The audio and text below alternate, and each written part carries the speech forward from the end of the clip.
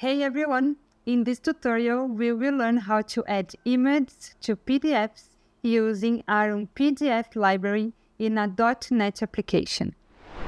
So first, ensure you have the Iron NuGet package installed in your project. Otherwise, you can install it easily via NuGet Package Manager.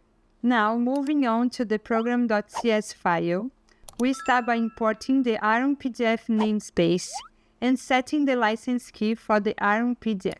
Create the Chrome PDF render, which will be used to render the HTML containing the image into a PDF. Prepare a HTML string that includes an image tag with the sourcing point to an online image URL. For example, you can use the IronPDF logo available in the Iron Software website. Render the HTML string to a PDF document using the render HTML as PDF method of the Chrome PDF render. So now you have to save the generated PDF document to a file path using the save as method.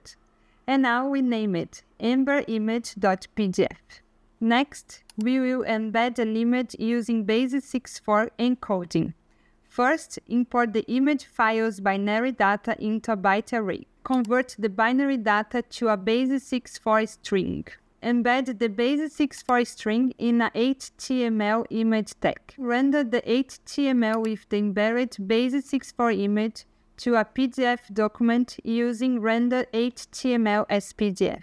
We save the generated PDF document from the Base64 image to a file path. And now we have to name it embedding base64.pdf. Now, let's go to the best part. Let's run the application to see the image added to our PDF documents. And here we can see the PDFs are generated successfully. And the images, as you can see, are embedded in our PDF documents. So by following these steps, you can easily add images to PDFs using IronPDF in our .NET application. And I invite you to explore more advanced functionalities of IronPDF for flexible document generation tasks.